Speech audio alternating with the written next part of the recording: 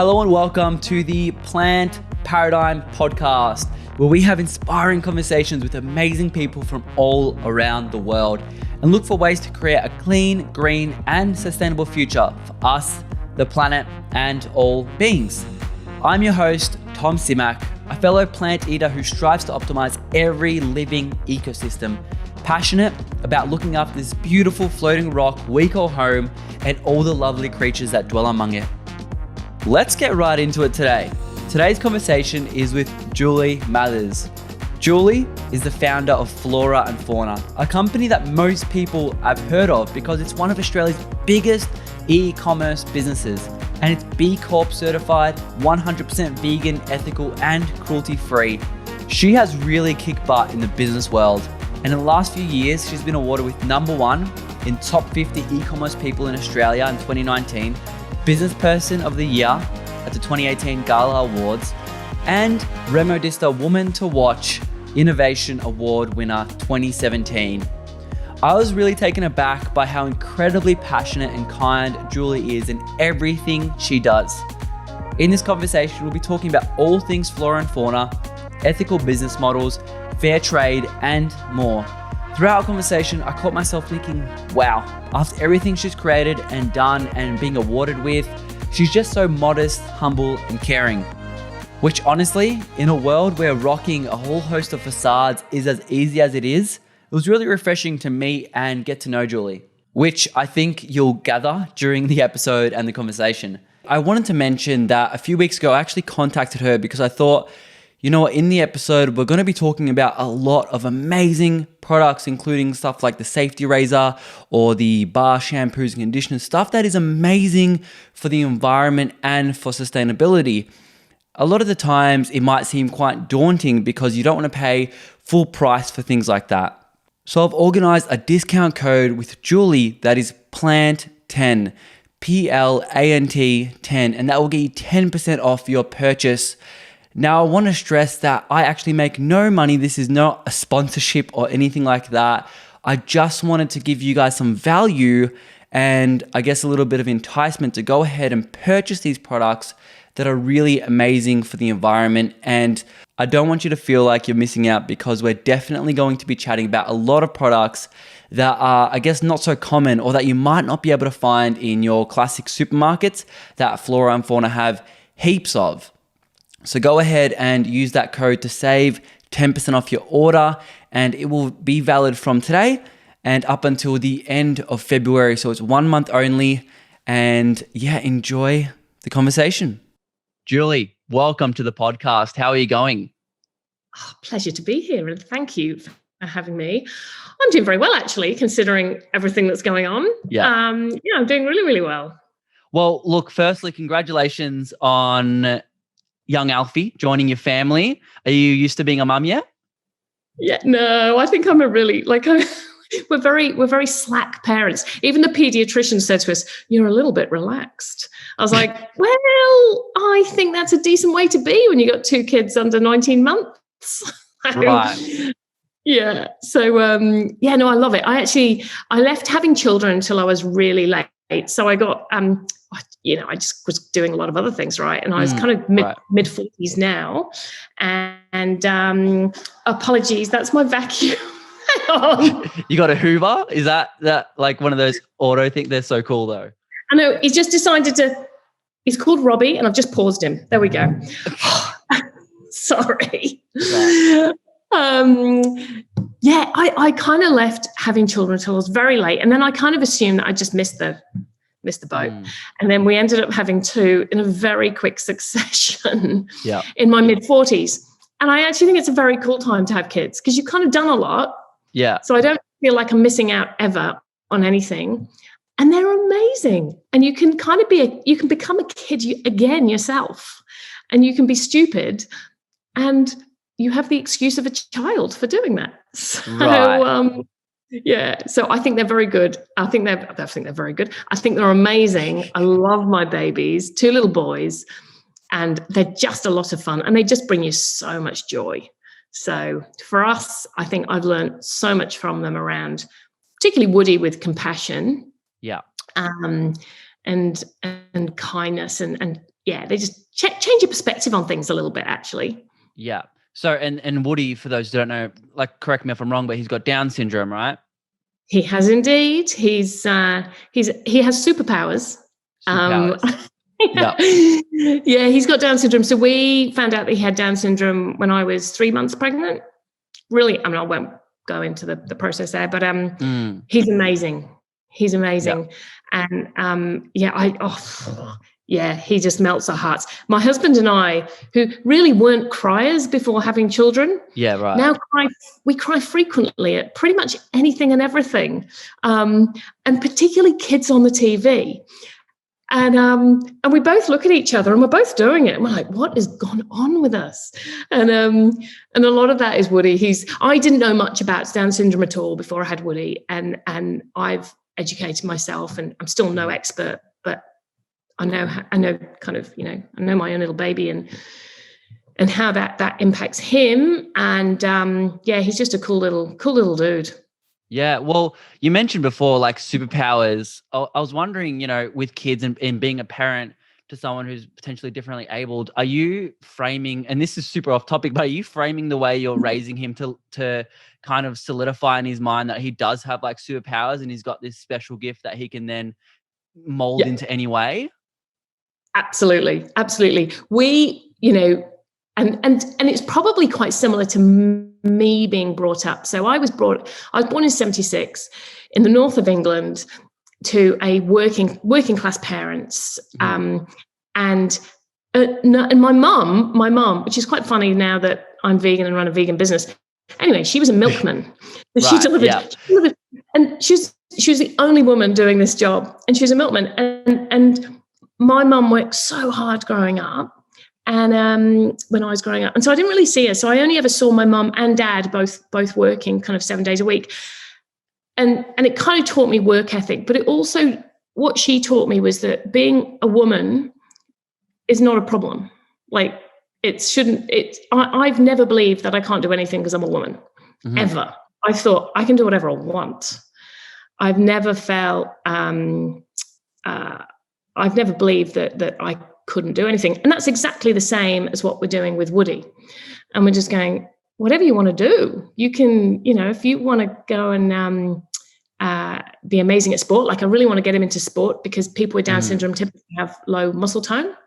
Yeah. So I want to get him into sport for socially and also to help with his health and fitness. But also, he can, if he wants to do something, we'll find a way and we'll make it happen. If you Google Down syndrome, you'll see that it often, how it describes it, and it's in pretty much every article I've Googled, it says, Down syndrome is a genetic disorder. And those words really annoy me. Because I'm going, no, it's a genetic difference. It's not a disorder, it's a difference. And there are some health impacts due to that.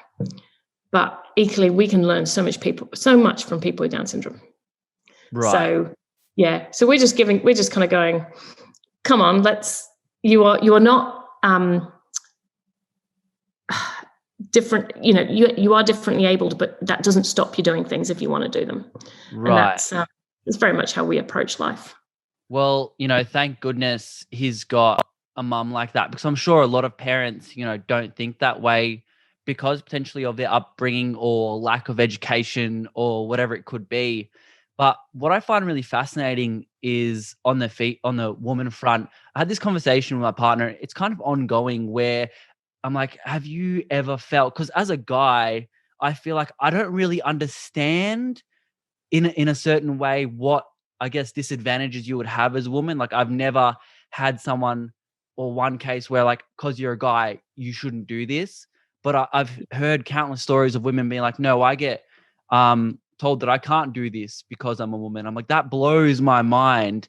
What advice do you have for females that are potentially getting discriminated against, or how would you like to change that perspective or shift in someone's mind to be able to, I guess, combat that?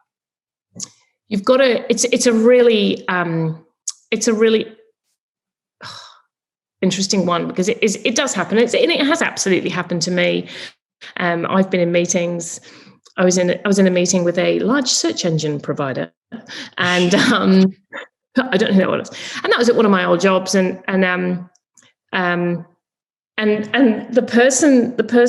the guy who we were talking to, there's two of us from the company, the guy I was talking to literally did not make eye contact with me and I was the senior person there for the entire meeting. They'd made eye contact with the guy. And I'm just there going, what? And I was in a meeting once where, again, most senior person in the room, but it was a meeting full of blokes. And when I walked in, someone went, "Oh, great, she's here to get the coffee." Wow. Yeah, wow. I know. And so, and he got my wrath back at him in full force in that meeting. So I think part of it is I've never accepted it, and part of it is calling it out, and just going, no, that's nonsense. But also, and being, I've never been afraid of my own voice. So use your voice, it's powerful. And don't be afraid to call out bad behavior, because what I've found is a lot of the behavior that occurs, people don't even know they're doing it. And it isn't just from guys towards women, actually. It can be from women towards women too. Yeah. So women don't always necessarily, because it's so, you've taken so long to get up that slippery pole to wherever you are in your career. Sometimes you don't necessarily want to support other women to get there, because you kind of go, no, you've got to do the hard yards too. So, and I did actually write a LinkedIn post about this once, and I was a little bit, it was very divisive. So I had some women going, "You're not supporting women here." And I'm going, no, I'm actually telling it as it is, because that's the reality. And I've experienced this. So I think we have to remember, please let's support other women. Please, please, please. And also use your voice and say no when something's not okay. One job I had, I was doing my job, doing it well, and I said, right, give me something else. Like, I'm bored, give me something else. And I said, I want that particular role. And they went, oh, no, we need someone seasoned in that role. And I said, and I'd run a similar department at a much bigger retailer. And I said, I've already done this. This is just give me that as well. And they went, no. We need a grey old white man to run that. Is what they didn't say.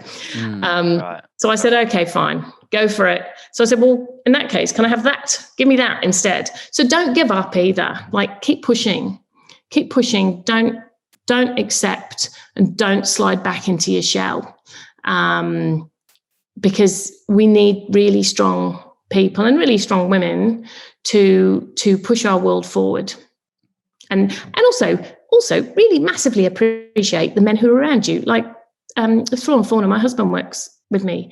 He's amazing. He's one of the best people I've ever worked with, and he's such a big supporter of women. So also recognize that, there are some really great other people out there helping us. For sure. And I think the problem, I guess, in your cases, you're actually quite switched on, and you had like some sort of detector. But I find what's interesting in the workplace is, someone might not know that they're actually being discriminated against. And that's when it's so hard to, you know, nail down, because you're like, are they not? Do they know? Do they not know? And it's like, how do you find that?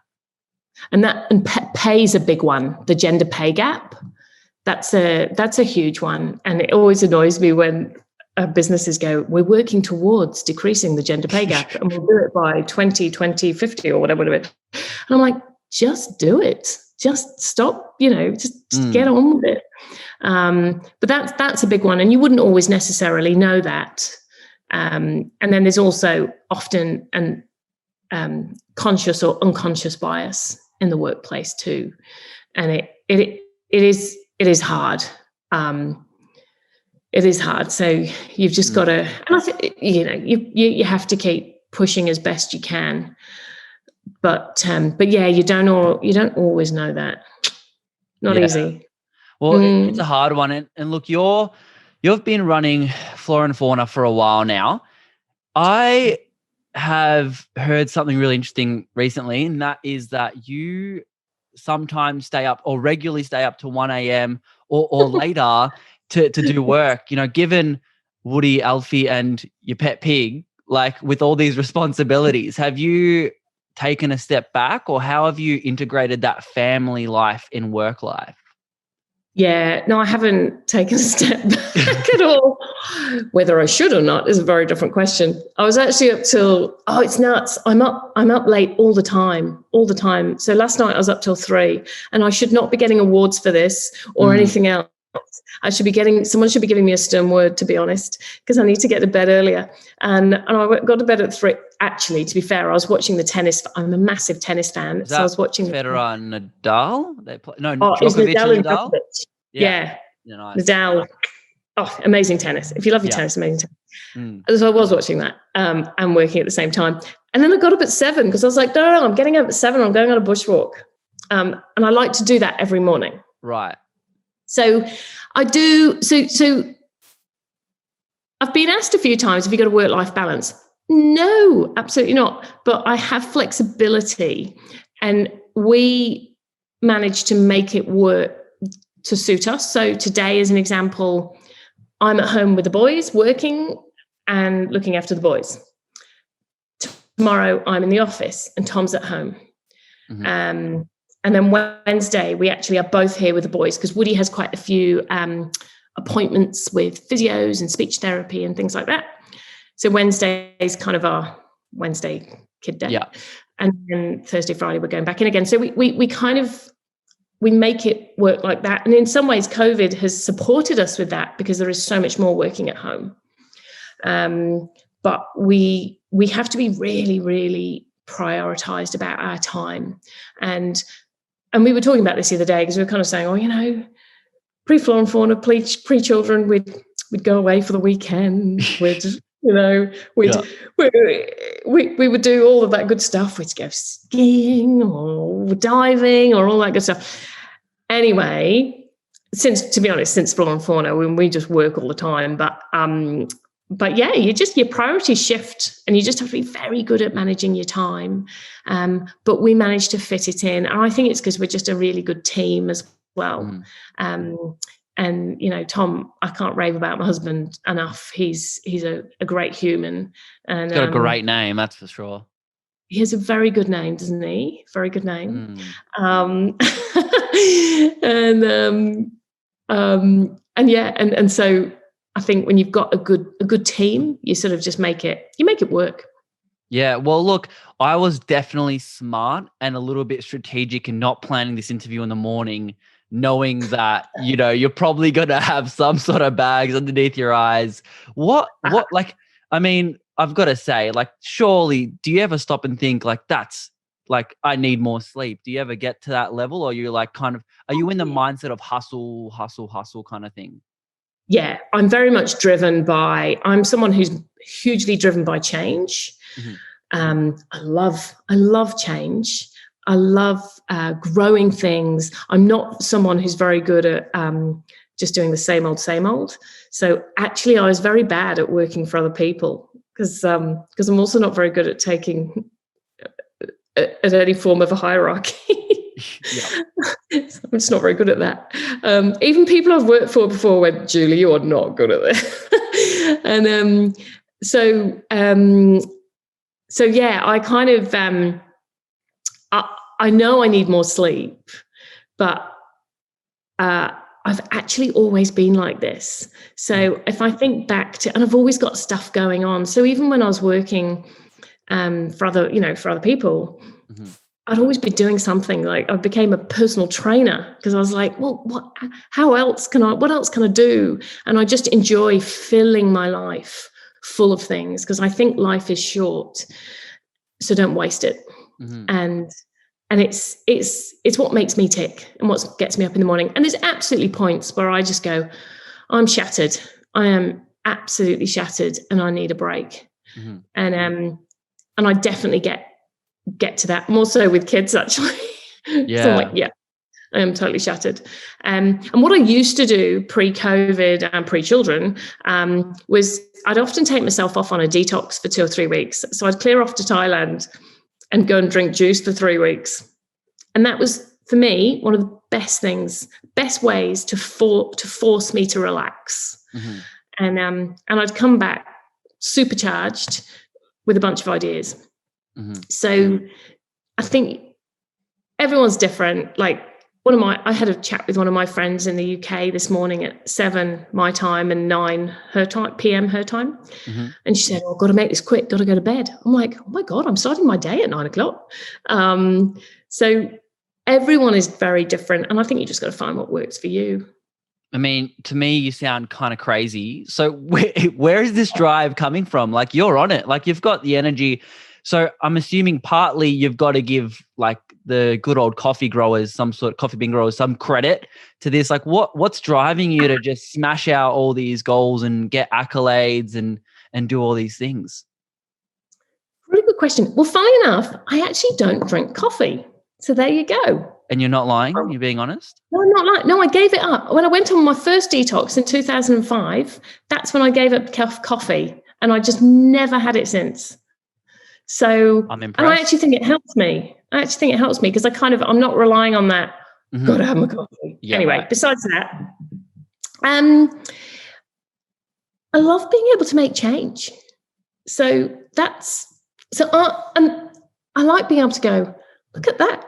That's what we've done. And that's driven change. So with what, I think about F&F and part of the purpose. So the purpose is to help everyone make better choices. And yeah, sure, there's the end consumer in making better choices. But actually what I'm just as passionate about is changing the industry. Because I think, cool, we can do what we do in our retailer. But the reality is we're small compared to all the money that's being spent in the consumer market in Australia. We're tiny. But we're also quite noisy. So, not everyone in the world's going to shop at Flora and Fauna. But we can be noisy, and I'm very noisy, and then we can help drive change within the retail industry. And that's what gets me quite passionate. And we had a pretty big retailer call us up and go, they went through the customer care team and they said, "I just want to know where you get your boxes from, your packing boxes." And I said to the team, I said, "That's a massive win." It's like, yeah, that's awesome. Yeah, it's like they've noticed us. So what we have now on our website is a page which actually lists packaging suppliers so that we can help other businesses. And it's typically smaller businesses, but we can help other businesses make wise choices, good choices. So for me, I get very passionate about that when I see there's change at a bigger level. And also just... I'm also a massive trader at heart too. So I grew up with, two really hardworking parents. One of my first jobs was in a bakery, which I just loved. I love the customer. I love interacting with the customer. Mm-hmm. And that side of me just kind of gets me motivated. And I'm very tangible as well. So I like to be able to see things. So, if you kind of describe things to me, my husband has to kind of like almost draw it out, so that when we were renovating our house, it was like, "I'm going to have to draw this for you, aren't I?" "Yeah, you are." So it's that kind of stuff that just gets me excited and wanting to drive change. I'd be really bad. I actually started my career as an accountant, and I lasted being an accountant for 7 months. Okay. Yeah. You've worn many hats. I've worn, I didn't wear that hat for long. I'll be very honest. I just sort of went, I'm a very bad accountant, and this does not interest me. And accountants are incredibly important, but it wasn't for me. Mm-hmm. So I just kind of like really, really, really am driven by making a difference, I think. Yeah. Well, when Flora and Fauna first started to now, have you guys like evolved and changed the way you do things quite a fair bit? Yeah, we've definitely evolved. We've had to evolve as we've grown. So, when we started, we were basically in our shed, and it was Tom and I packing orders on an evening because we had a day job because we had to. Yeah. For the first 2 years. And then we sort of went, we've got to back ourselves, and actually we're either doing this or we're not. And we're packing orders in our shed, and it's all very kind of like, oh yes, that's on the shelf and we know where everything is. Whereas now it's everything. We have some great tools and systems and processes because we've got 40 people packing orders. Mm-hmm. And that process, so that the process around how we do things has changed, but at the same point, some things haven't changed. So our very first order, we wrote handwritten notes. We still do that now, and that I won't change. So there are some things that absolutely stay with us throughout what we do, our plastic-free packaging, all of that kind of stuff. I think the things that have changed, it's just us being more efficient, actually. And one of the things that I think has been really, really great over time is we've been able to very much refine our purpose and our values. Because when you start, and I've spoken to a few people about this, but when you start, you don't necessarily, you kind of have an idea, but it is an idea, and your brand is typically a logo. And it takes a while to build a brand because your customers help build that brand for you, and your community helps build that brand for you, because in some ways they kind of tell you who you are. And then as you're doing that, you're really refining your purpose and you're refining your values, and it just becomes a bit more cohesive to the point where you go, we really know who we are. But you don't often start like that. And it's not like a million miles away. You just get a bit more refined over the whole thing. So is there anything like from now being the this BCorp certified carbon offsetting monster e-commerce business to when your humble beginnings, is there anything that you kind of, if you were to go back, to change? No, I wouldn't change anything, actually, because I think it's all part of a journey. And I think it's very, very, so I'm very much someone who is glass half full, but also not unrealistically.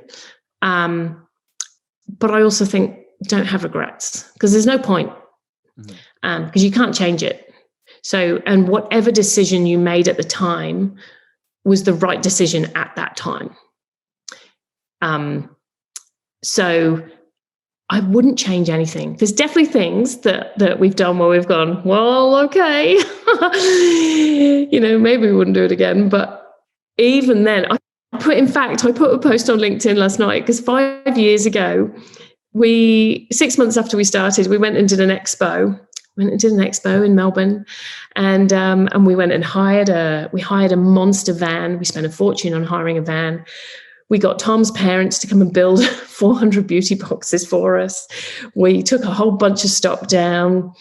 We set up this expo. It looked terrible, by the way. It looked really, really bad, because we bought like banners off Vistaprint and what have you, and all the rest of it. So it just looked bad.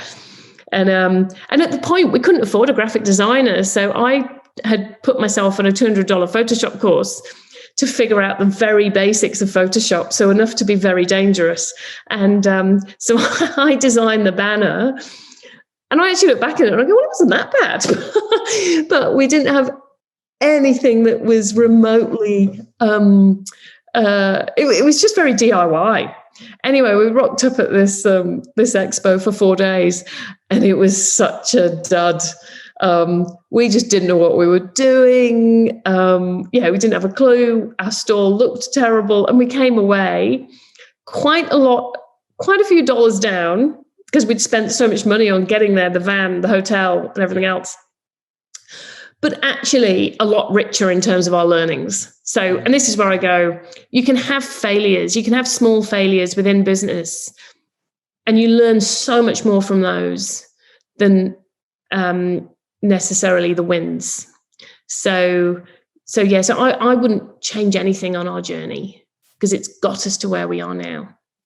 I wonder if you, in this whole concept of learning from your failures, comes from the fact that we kind of pitter-patter in our mind about it. Like when you win, you're like, okay, cool, got it, moving forward. But when you lose, you're like, okay, cool, let's examine it. Where did it go wrong? And you follow this kind of reporting system. Whereas I feel like if we did that when we won something and you actually analyze the win, you would kind of then add so many multipliers to that. So no, it's so cool. I like it. I think also, particularly when you're a small business, you're an entrepreneur or whatever, you don't necessarily celebrate the successes enough. You kind of go, you're exactly what you said. You just go, yeah, that's great. cool, move on. Because you're kind of going, but I've got all these other problems I need to solve. And you're right, because sometimes you should just stop and go, that's really good. And it's, less about giving yourself a pat on the back. It's just more about, why did that work? Why was that good? What can we learn from that?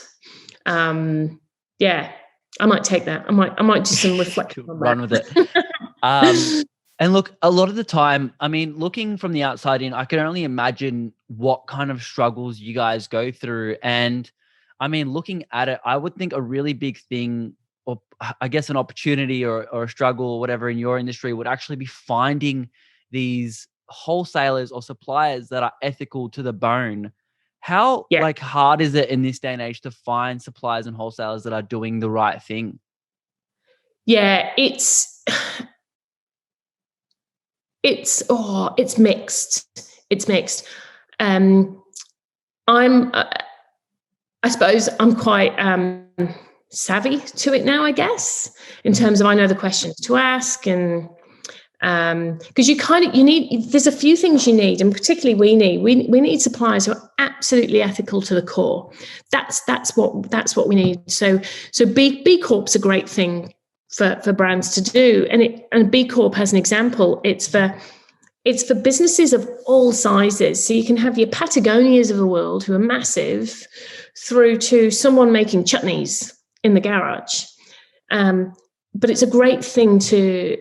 It kind of gives you that base of they've looked through every single aspect of that business, because they look through everything. So there's certain things like that. You can have a look at other certifications, and are they cruelty free certified, are they vegan certified, or blah blah blah blah blah, and that helps give you an indication as well. And my view is, don't just use those, because it's a certification at a point in time, quite frankly, as are all certifications. Yeah. So it's I'm very much someone who likes to talk to people to kind of really understand them and understand their purpose. And one of the first questions I always ask to brands, and we get contacted a lot, is, what's your purpose? What are you here for?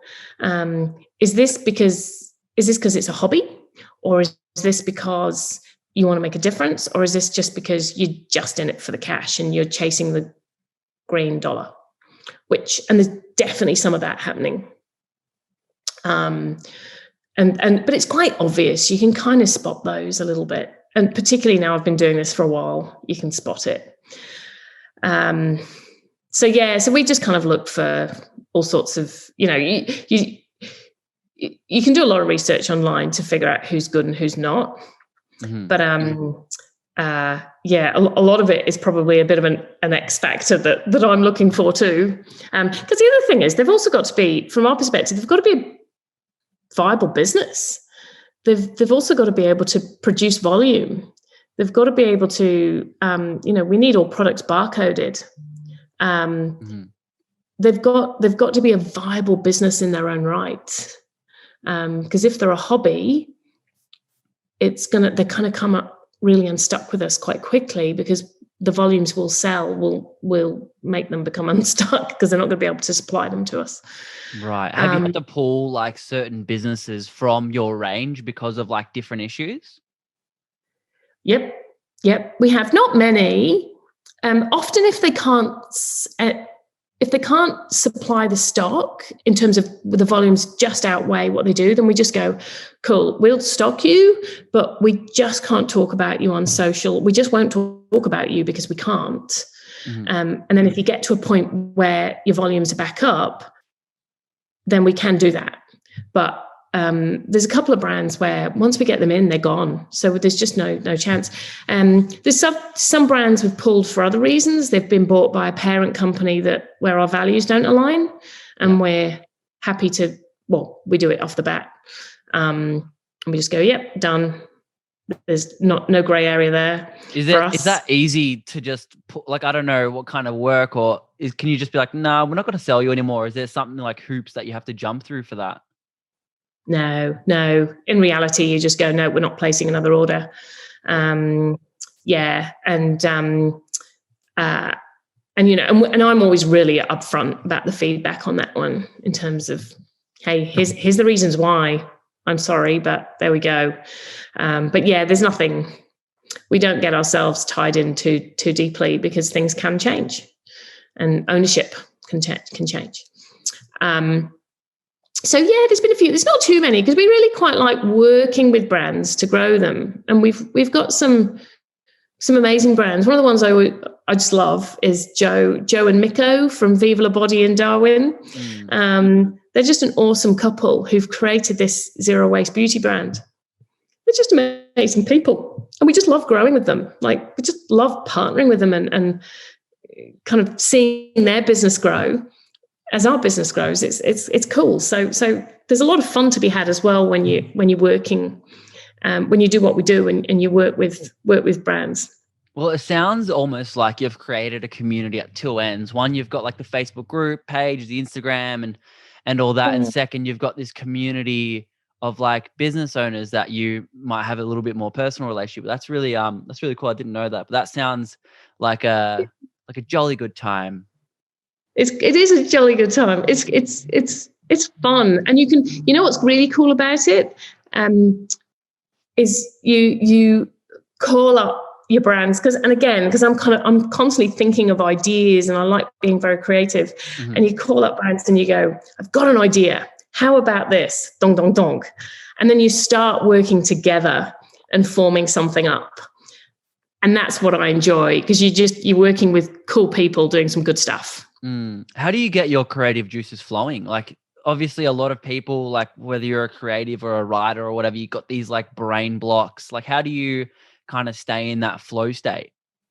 Yeah, I think I'm not a book reader at all. Everyone always asks, what's your favorite book? I'm like, audio books? Like, how do you educate yourself? I don't know. How do I educate myself? What is it? I know. I'm like, how do I stay current? I do a lot of reading online. Right. I'm going to sound really stupid now, aren't I? That's no. Really like everyone's got I didn't read books for probably like 99% of my life. Like, I only recently picked them up. I used to read just like your blogs, articles. That can be anything. I don't think there's. I'm not saying you're stupid by any means. I'm just like, what's your style? Because everyone's totally different. Like, you can recommend a book and that's not going to land for any. Yeah. I read a lot of, I suppose, I do listen to things. I'm quite current in news and stuff. And then I'll talk to a lot of people in terms of what they're doing. So I was talking to a guy called John Elliott the other day from Save Our Souls.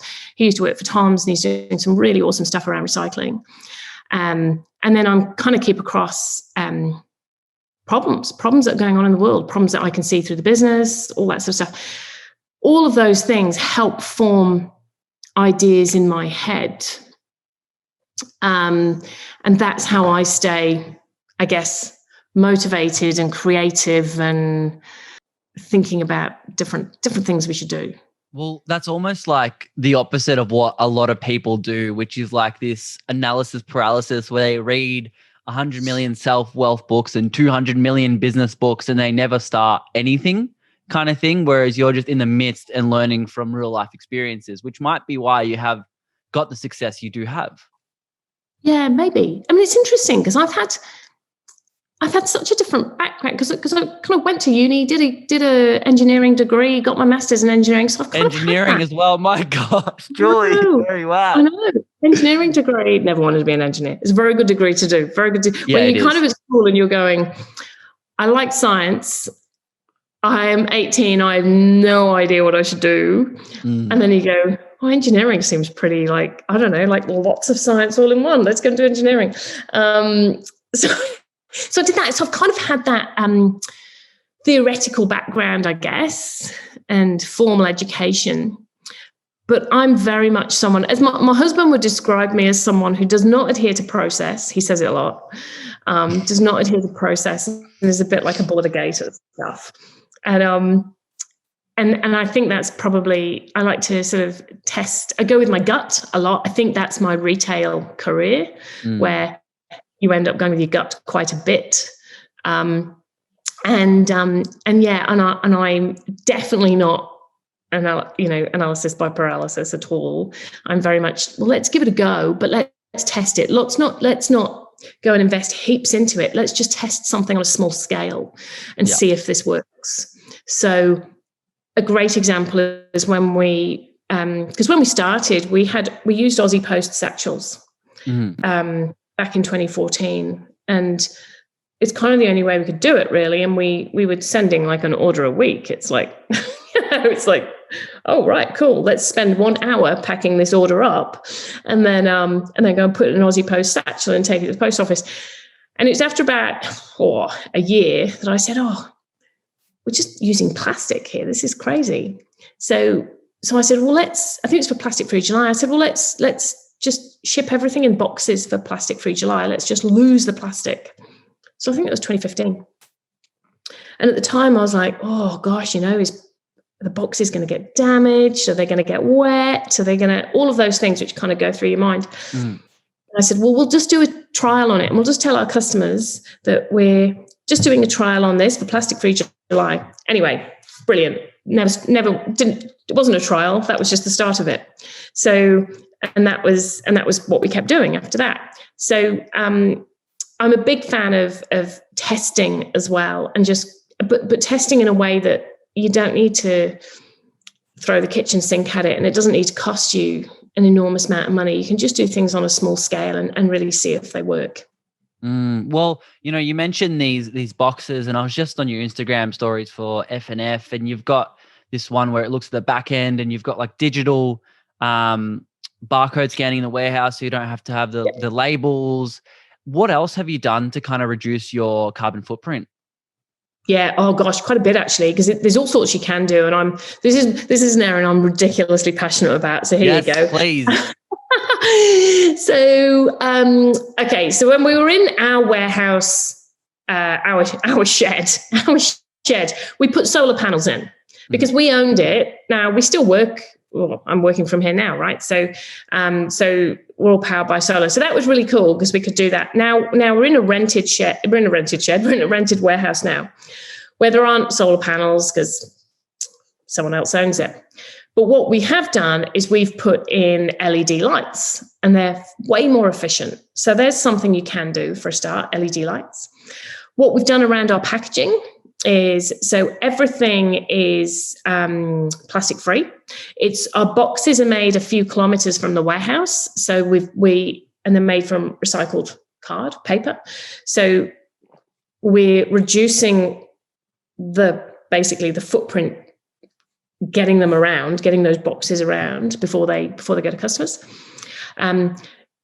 Something really small that we've done, which actually has quite a big impact, is often if you receive an online order, you'll get a packing slip with it, a paper packing slip. Most people get that and chuck it in the bin because you just go, oh, great, thanks. So we stopped doing the packing slip. I think it was 1.5 years ago, actually. And we save like 2 to 3 tons of paper a year. That's insane. One packing slip. And sometimes it's the really small things that can make a big difference. So that in our warehouse, everything is scanned in and out. So it's basically paperless. We've got extra box sizes so that if you've got if you're just ordering one thing, most of our customers don't, but it's not going in a huge box. And actually we want to do more around that because there's some really cool machinery where you can get a box and it be right fit to the product. Oh, that's cool. So it's really cool. It's like, if you're into it, there's some cool videos of that.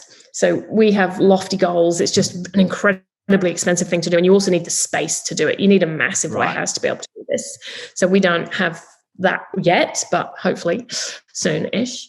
And those are a few things off the bat. We also, that's been done. So it doesn't really help our carbon footprint so much, but we have a recycling scheme with TerraCycle, where we basically customers can send us their old beauty packaging, and we take all brands.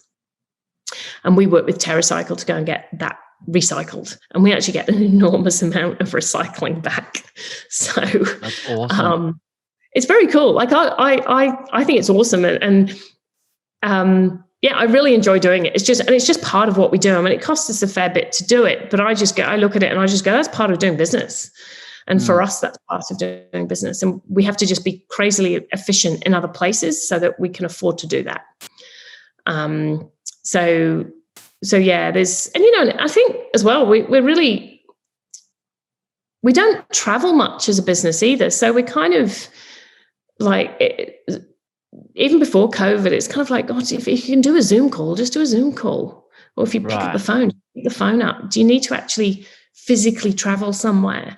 And if you look at, flights would be, if we looked at any business, flights would be one of their biggest contributors to their carbon footprint. And and often with retail companies, you've got buyers flying here, there, and everywhere to China and blah, blah, blah, blah, blah, frequently. And it's, and that's a huge, huge, huge contribution to carbon footprint. So yeah, we kind of really restrict travel and do what we can do just remotely. That's awesome. And then you mentioned the custom box folding mechanism. Is there anything else that you guys are looking into to kind of change the way that you conduct things, whether that's for an environmental perspective or otherwise? Yep. So, well, there's one thing, it's kind of a bit of a side answer to this, but there's one thing that we launched in July. So, and this is because I'm very focused and very passionate about packaging. We're really conscious about what we send out to our customers. Mm-hmm. But we still get stuff received into our warehouse, which isn't, and many brands are absolutely brilliant. And the Viva La Body people who I mentioned before, we actually store their boxes for them and send them back to them so they can use them again. So some of our brands are just brilliant, but some of them are less so. And they send way too much in bubble wrap and all of that kind of stuff. So I have a massive focus about being a plastic-free warehouse when it comes to shipping packaging. So that's what we want to do. To do that, I need all of our brands to get on board and stop sending us stuff in plastic. So we launched a campaign back in July called Take It Back. And because I just got fed up one day and I said, fine, send it back to them, send their plastic back. And I said, don't send it to the warehouse, send it to the CEO because it's their problem. They've got to deal with it. Mm-hmm. So, and I said, it's not okay. Anyway, so we launched this campaign called Take It Back. And it's all about being way bigger than Flora and Fauna. It's about, in general, come on, everybody, let's change our packaging and let's think about what we're packaging things in. And that, for me, is something I'm quite focused on to try and shift the industry a bit. And we and the team are brilliant. Our team are brilliant because we'll get, if there is still too much packaging, they just box it up. And I saw a few boxes going out last week to the suppliers, which is full of bubble wrap, just with a card. We've got a card and we just go, have a look at our website for some alternative suppliers, please. And I think it's really important that we operate with a carrot approach on most things, but sometimes you need to give a bit of a stick. Yeah. Well, it's some awesome form of activism, really. Like that's some really cool, and it's savage, but it's also like necessary in a lot of regards. We've got to make a change. Yeah. You started out, and this could be one of those things where you just tested and it kind of stuck. You guys now have a product line called Green and Kind. Yes. What made you want to start your own product? Yeah, so a bamboo toothbrush, basically. So we launched Green and Kind, I think it was 2017. Crikey. Did you really just use that in a sentence? That's amazing. Crikey. I can officially indoctrinate you into the Australian lifestyle. Welcome. We open arms. You're one of us now. I know. I say very frequently, no dramas and variety. It's a bamboo toothbrush. I think so. So my view. So pull everything back to our purpose is helping everyone make better choices. So I've always viewed things as, and it has to be bigger than F&F. So if I go into a supermarket and I see a plastic toothbrush in plastic packaging next to a bamboo toothbrush in cardboard compostable packaging, they should be the same price. So then you don't really have a decision to make there. It's like, well, there's one which is actually kind of hard to get rid of, and there's one which is better. And basically what we were finding is that the bamboo toothbrush was, we're having to charge people kind of $7 for a bamboo toothbrush. It's just expensive. And the reality is we were buying our bamboo toothbrushes off a distributor who buys them off a brand who gets them from a factory. There are a lot of people in there taking their cut for a very simple product. And hence the price to the customer was $7, which is just too expensive. And we're not going to drive change by doing that. So I was like, okay, cool. Let's go direct to the factory. And then we can actually pass those savings onto the customer and have the cheapest bamboo toothbrush on the market, which is, and that's actually where we started Flora and Fauna, actually, because we've got one product in Flora and Fauna, which is a bamboo toothbrush. And then, we've stuck with that. And I wrote on the bamboo, I said, we should have a little saying on the bamboo toothbrush: don't rush while you brush. And it's terrible. And I think I did that back in 2016, but we've just kind of stuck with it now. It's just part of the furniture. And that started us into going, well, we should have our own brand. And then out of that toothbrush came Green and Kind. And the reality is we can offer more affordable prices to customers. Some of our products are literally half the price you'd find elsewhere. And part of this is also people leveraging the green dollar a little bit, because they don't need to be that expensive. And also we can have full control over the supply chain too, which is really important, so that we can see, okay, well, are these factories audited? Are they not? But also can we get the amount of stock we need? Because we were struggling to get supply for some areas. And then also just offer some really cool alternatives to people on products that I just think are amazing, like konjac sponges. It is a compostable sponge that is amazing for as a face cleanser. It's just a cool product, completely compostable, and let's offer them at a reasonable price. So, and ours are completely packaging free as well. So there's no packaging at all on them. And that's been kind of the fun bit about Green and Kind. We've been able to just sort of build it and develop it and look at things and go, there's a problem there. Can we solve it? Well, you touched on something that really, I'm not going to say, probably a pet peeve is a better word than pisses, when, you try to make that ethical decision of, let's say, for example, bamboo toothbrushes. And I forgot where it is. I might have trotted into Coles or Woolies, and you make that decision. You get the bamboo toothbrush and then you open it and it's in plastic. And you're like, as a consumer, I feel cheated. Like you screwed with me so hard. Yeah. It happens a lot. And it's, and our bamboo toothbrushes, it's basically the brush in a box. That's it. There's no plastic, but it happens a lot. And we had this supplier or this brand that makes some really cool stuff. It's like little wooden, I'm not even sure what you call them, but like little wooden, I should probably know. Like they're almost like greetings cards that are made from wood. Oh, that's cool. It is very cool, right? And I'm not sure if they're Aussie made. Anyway, they sent some samples the other week, and I was quite excited about this. And anyway, they came and they're all individually wrapped in plastic. And I just said, no, like you kind of got halfway there, and then you just failed dismally. So we've asked some of our brands in the past in fact, this is quite cool. So one of our brands used to send, we have like these kitchen cloths, which are compostable kitchen cloths. They're very cool. Like they're one of my favorite products, and they work really well. And we placed our first order with them. This was years ago now. Placed our first order, and they each individually came wrapped in plastic. And we just went, what?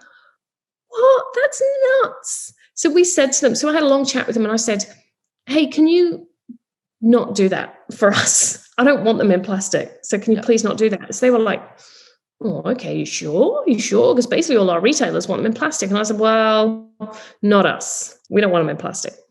So anyway, and this was, a few years ago now. So since then, we've had all of ours never in plastic. But to the point now where most of them that they send out are not in plastic. And on their website, they actually have I think their standard is no packaging. Mm-hmm, so that's awesome. Yeah. So you can also kind of drive change a little bit by just going, no, this isn't okay. You shouldn't just accept it. Well, why do businesses and wholesalers and suppliers and stuff use the plastic? Is it a sanitary thing? Like, is that what it is? Personal view, I think it's habit, and I think it is perceived sanitary.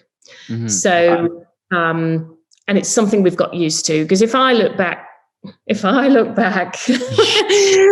when I was a child, we didn't have as much plastic as we have now at all. Yep. When my mum used to drag me to the supermarket in the 80s, and this was really very much at the start of the plastic fantastic era, but she used to drag me to the supermarket and there were no plastic bags, and there were just boxes at the end of the supermarket, and you'd get a box and you'd put your stuff in the box.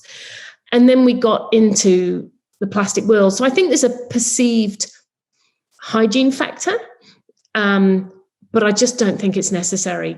And I look at it and I go, yeah, but we have fruit and veg sitting out in a supermarket. Mm-hmm. So we don't need plastic. There's a lot of plastic around fruit and veg, but there's also a lot of fruit and veg loose. Mm-hmm. So we could just lose it a little bit, I think, a lot. Yeah. And you mentioned a few products that you really like to use in your home. Something that I got from Flora and Fauna recently, which I think changed a little bit of the game, was a safety razor, which I actually didn't know was a thing. And, for anyone who hasn't tried a safety razor, it's actually really neat. But it also, as a guy, I'm going to say for the beard goers, it actually is a much cleaner shave, only because I find that it's sharper for longer. That's the main thing I've kind of found. On that topic, what are some of the most eco-friendly or environmental products that you have in your home that are like your must-haves? Yeah, I love the fact you love the safety razor. So my husband loves them. He really needs to use a mirror when he does it, though, because it's like a bloodbath when he tries to do it. Oh, it's bad. Yeah. Well, I saw your beard as well. You it was half cut for a while, thanks to the safety razor for charity, but it's grown back again. Yeah, but I'll need to get the safety razor back out. It's very cool. Well, I use a safety razor as well, so they're also really good for women and for legs and all that kind of stuff. So big fan of safety razors. Other ones that I am like, probably the one that I think has had the biggest impact for us is reusable nappies. So I love them, absolutely love them. And average baby will use 5,000 to 10,000 nappies.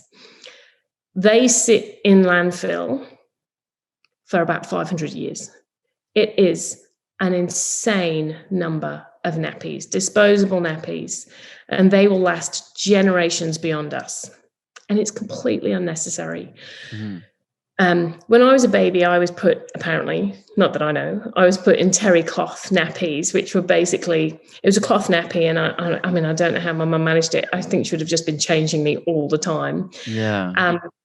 Which is one version. It's very much the old style. The ones that you've got now, they've got like a waterproof lining. So it's just like, and it's a really cool, funky nappy. Both of my boys are in them. I love them. And you end up saving a heap of cash as well. Yeah. I was going to ask about these cash, because I know, well, obviously nappies, there's so many that babies go through, and how much does like one reusable nappy cost? What are we talking? So $35 for one. Right. That's so cheap. Although it is. And you can also buy them on discount days with us and then they're even cheaper. But plug. Sure, there'll be one coming up at some point. But it is cheap. And I think so. Ideally, you need 3 days worth. Mm-hmm. So I think 18 will get you through a baby. Because you end up, when you first have a baby, you end up changing them about 6 times a day. Well, I did anyway, 6 times a day. So you typically have one in the wash and blah, blah, blah. See, it's a bit of a juggling act, but you get into a bit of a routine with it. So you kind of need 18. But the amount, and I actually don't know how much single-use nappies cost. But over the years, it hugely adds up. And so you end up saving money. They're very cool. And it is only baby's poo that you have to, it's really not a big deal. It's, and it is your baby. It's really not a big deal. But they're just cool. They're just great. So I think that for me, that's one of the biggest, one of my favorite products because it has made the biggest change. Other things I love, the urban composter. So it's this cool composter that can sit in your kitchen. And you can use it whether you're in an apartment or a house. So we've got a composter outside as well. So we typically start the composting in the kitchen. So we just chuck scraps in it. We don't actually end up chucking much in the composter because we chuck most of the stuff in the pig. So she's like, she's on mobile composter. But it can sit in your kitchen. It can start the composting and then you chuck it into your outside. But if you're in an apartment, and one of our team does this, she composts and then she gets onto the Share Waste app and she shares her compost with people who actually want the compost. So there's this cool community. That's a thing? Oh my gosh. There's an amazing community going on around sharing compost. So there's, and I just love these things because they're very much community driven. Mm-hmm. So the urban compost is another favorite of mine. And then the last one, actually, shampoo bars. I cannot recommend them enough to people. In fact, we had one of the team, we've got a new buyer who started, and we were on the call this morning, and I said to her, how was your first week? Have we put you off yet? And she said, because we give everyone a little goodie pack when they start. Yeah. And she said, I tried the shampoo bar, complete convert. I'm like, hallelujah. So they're amazing because it is very much like getting a bottle in a bar. And certain brands anyway, and I'm such a convert because my showers just doesn't have any plastic bottles in it at all. So yeah, that's probably my other favorite. Can conditioners come in bars as well? They sure can. So we've got conditioners. It's a whole new world. It's a whole new world. You can get all sorts of beauty bars. You can get shampoo, conditioner. You can get moisturizers, face serums, all sorts. Brilliant. I feel like doing research, you just go to floraandfauna.com and you just kind of look at all the amazing inventions that are kind of riddled along the whole website. That's so cool. It's very cool. All right. What's your pig's name? Rosie. All right. Let's talk about having a pig in your family. Yeah. Where did Rosie come from? So Rosie,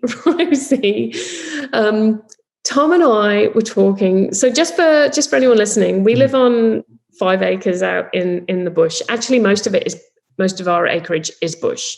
So we don't really know what lives in it, but we're providing lots of nature, which is good by us. Anyway, we were talking about, this would have been 4 or 5 years ago now. We were talking about getting a dog. And then Tom's he's a Kiwi. He's always wanted a pig. So we went and got a pig instead. And that's pretty much some research and decision-making process that went into this whole thing. That's so cool. When I met my partner, she's a cat lady, and I said, don't care how many cats you have, but we got to have a pig. Like that is a non-negotiable, like when we get this acreage or whatever is going to happen. Is it hard to have a pig or is it like pretty easy? Yeah, it's hard. I wouldn't, No, for us, it's not hard. Rosie's amazing. She's such a big part of our family. And she, now this is where I'm going to sound very strange. So, do I even say this? It's safe. It's a safe space. Go. Really safe. Okay. So Rosie has her own bedroom. Okay, cool. In the house. Yeah. Okay, in the house. cool. Yep. Yeah. Yep. So there we go. I verbalized that. I did. Is it clean in there? Is it a mess? What does that look like? No, it's clean. It's clean. Pigs are super clean. So, so Rosie doesn't. So she's out during the day. So she's got her own paddock. She's out in the paddock during the day. Mm-hmm. She's got a great big water thing that she just goes and rolls around in, and then she just comes in at night. So she just comes in at night. She trots. It's quite hilarious because pigs are ridiculously smart. Yeah. So it doesn't take long to teach Rosie a trick. She's also so smart that she just goes, yeah, I've got you wrapped around my little finger and I can do what I like. Yeah. So she's awesome. But she just comes in at night. She just trots in from her paddock. We open the paddock. She just trots in through the house. She's only allowed in her bedroom and she just goes into her bedroom. They're also really actually clean animals, despite what people might think. Yeah, right. Yeah, really clean animals. So she doesn't go to the toilet at all in the house. She not even for a wee. She does it all outside. So, wow. So she literally comes in to sleep, and super clean, and she's awesome. Stay with me, people. So does she like pats? Like we're talking like a very dog cat-like pig. Yeah, very dog-like, cat-like pig. I mean, the only thing I would say with pigs is they're very hierarchical. Right. So, and they like to test, and they're very strong, and they like to test where they are on the hierarchy. So she is, and I think a little bit less so now that she's getting a bit older in her years, but certainly when she was younger, she's kind of like, am I above you or are you above me? And then we'll have a bit of a tussle. And then one of us will win, normally Rosie. What does this tussle look like? Like she actually tries to roll on you, or? Yeah, she's kind of so pigs will kind of whack with their heads. If you've seen wild boars on the TV or anything else, pigs can be pretty, they're strong and they can do some damage. Yeah. Rosie she's not a male pig, so she doesn't have big tusks, but she does have little ones. And you just got to be careful with her. I mean, she's now, we don't even know how much she weighs, probably 150 kilos or something. My God. Oh my God. At least probably. And they're big, strong animals. So that's the one thing. So I would actually advise most people not to get a pig. We love her. We absolutely love her. But I've heard people going, oh my gosh, I live in an apartment in Bondi and I want a pig. Please don't do that. Yeah, please never do that. Yeah. And what we work really closely with an animal sanctuary where pigs fly, farm sanctuary. Please go and visit them. They are beautiful. And they've also suffered horrifically through bushfires and a pandemic. Lower Hunter Valley, really nice. And Deb from Where Pigs Flies gets contacted about 10 times a week over people wanting to give up their pigs because they buy them as cute little piglets. Right. And then they go, oh God, this piglet is absolutely enormous. Yeah, and they live for ages, don't they? 15 years. Yeah. I mean, Rosie has a really good life. We don't see her going anywhere anytime soon.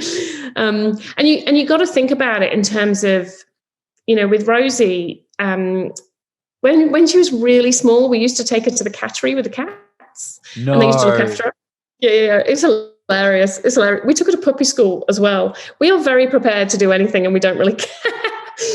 So we rock up to puppy school with a bunch of puppies and Rosie, and the other owners were just there going, what? And you know what? She was the best in the class. You're joking. She was, no, because she's so smart. She was just like, sure, you want me to do that? That's fine. I'll do whatever you want. Just give me the food. Right. How does that conversation work when you call up a cattery and you're like, hey, do you guys take pigs? Is that how that conversation went down? Basically, yeah. I phoned them up and I just said, look, this is a very strange question. They'd already taken our cats before, so they knew us. Mm-hmm. And because where we're based, and it's a bit more out in the sticks. We just said, hey, look, this is a bit of a random question, but is there any chance you take a pig? And they were like, sure, why not? We'll give it a go. So Rosie went there for about, a good year and a half. Then she just got too big. And and so now the other thing to think about is if you go away, who's going to look after your piggy? So it's because it's not like a dog where you can go and take them to the people are better equipped to look after a cat or a dog given how popular they are as domesticated animals, right? Yeah, and Rosie is, as much as it annoys me, Rosie is viewed as livestock. So you can't move her around. You can't go interstate. You can't. There's all these rules and regulations of what you can't do, and I think that shouldn't be underestimated, because suddenly you want to go on a 4-week holiday to Europe. Mm-hmm. Well, you got your Rosie to deal with. What's going to happen to your Rosie? So my absolute advice is don't get a pig. Unless, like, we love her, we wouldn't swap anything at all. But I think for the average person, unless you've absolutely got the room and all of that good stuff, don't get a piggy. Yeah, solid advice. Break my dreams. Loving it. No, I would be irresponsible. I wouldn't get like a pig or any kind of animal of that kind without having some sort of, be in a situation like you where you've got a few acres to play with and let the pig have its space and things like that. Yeah. Look, on the tail end of the episode, I'd love to know if you've got anything left to share with us in terms of Julie wisdom that we potentially haven't touched on, or some kind of message that you'd love to leave us with. Not to put any pressure on you or anything. God, pressure. Okay. So I've got a few nuggets at the moment. Go for it. Vomit it out. Yeah. Like seriously random stuff. Something that I think COVID has really helped me realize is the value of friendships, relationships, and kindness. And, we had one of our babies in the middle of COVID, and he hasn't seen any grandparents yet because Tom's are in New Zealand and mine are in the UK. And we've kind of felt a little bit alone. And I think it's really stressed to me how important and precious, actually, your relationships are. So a learning from me is value them deeply. And I can't wait till I can see those close to me again, to kind of give them that massive, great big hug. Even getting a little bit emotional now thinking about it, actually. So, so I think, to definitely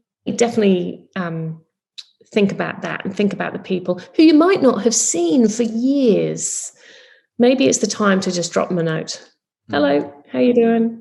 So that's something that's going through my head at the moment. And just being kinder. I think we could all do with just being a bit kinder as a society. And again, whether that is, something that I always do whenever I'm driving, and if there's people trying to get in off a road, I always let them in. I just think, let someone in. Just pay it forward a little bit. Just be kind, and maybe they'll ignore it. Maybe they'll do something with that. But let's just all be a little bit kinder in what we can do. Just say good morning to people. Whenever I go on my bushwalk every morning, it's a really nice bloke down the road called Frank. Now, Frank's probably in his 60s. Hi, Frank. Hi, Frank. Frank's in his 60s. Frank goes on a bushwalk every morning. And I kind of love seeing Frank, because it's just that it's just a little bit of joy in some ways. And so I just go, hey, morning, Frank. How you doing? Great, blah, blah, blah. But just say morning to people. Just be a bit kinder. And then probably my other one, which is less emotive, is if you're thinking about starting a business, if you're thinking about changing your lifestyle a little bit, or eating more veggies, or whatever it is, start small. Give yourself small, manageable goals. And then you're more likely to succeed. If you try and bite off too much at the start, it just becomes overwhelming. So small, manageable goals. Start small. Beautiful. And, we didn't even get to touch on, like, there's so many more I had. We didn't touch on veganism, diet, lifestyle, anything. So, we'll have to have a 2.0 sometime in the future. Exactly. Yeah, we will. Yeah. Where can we go to find you, to connect with you guys? Cool. And of course, I'll leave the spelling of all of that in the show notes as well for everyone. Oh, brilliant. Yes. Because we get all sorts of spelling of our website name, actually. Floraandfauna.com.au. That's our website. Then we are on Instagram, Flora and Fauna AU. Frequently features my children, actually. It's just if I go a bit AWOL and decide to do something, which I did last night. And the same with Facebook as well. You can email us, info@floraandfauna.com.au. I'm on LinkedIn, Julie Mathers. So yeah, just come and say hi. We have live chat on the website. Just come and say hi to us, and you might get you probably get Brianne or Lauren or Sophie behind that. And come and say hello. Come say hello. Beautiful. Well, look, it's been an amazing chat, and I'd love to finish with, I'm sure you've got a lot of rewards, be it emotionally or financially or spiritually, throughout Flora and Fauna and all the other ventures that you've had. But, amongst all that, whether that's behalf of the Plant Paradigm community or just myself or the animals, thank you so much for creating a system or a platform, at least, to promote a sustainable, ethical business model that, might, work for you really well, but also could also inspire a lot of businesses starting out to make an ethical choice and have that as a kind of baseline and foundation to say, hey, look, we can run a business that's sustainable and ethical, and it can be rewarding for us, the planet, the animals and everyone involved. So, through all this, thank you so much for creating something like that. And spreading the good word of ethical, sustainable, and green futures. Thank you. I love doing it. And you're right. Every business, just do it from the outset. Then no different. So true. Yeah. Thank you, Julie, once again. And I'll speak to you very soon. Thank you. Hi there. Welcome to the end of the episode. Thank you for watching and or listening the whole way through. Thank you so much to Julie for coming on and sharing this amazing conversation and all your beautiful golden nuggets of knowledge. If you want to support her, I'm sure ordering from Flora and Fauna would be amazing, and I highly recommend. But also, all the links to connect with her, I'll also leave in the show notes. To help the podcast, the two best things you can do is 1, share anything on social media, and 2, of course, if you're an Apple or iTunes user, share a review. It really means a lot. And of course, you can subscribe to our YouTube channel, subscribe and follow the podcast. All those things always mean so much. I will see all of you on next week's episode. Until then, stay amazing, stay happy, stay grateful, and keep eating amazing plants. In Australia, it's summertime, so fruit galore right now. Bananas, mangoes, pineapples, watermelon, coconuts. You can't get enough. And I'm just super grateful for the amazing foods that we have available to us. But that's just me rambling last minute. Stay happy, eat plants, peace.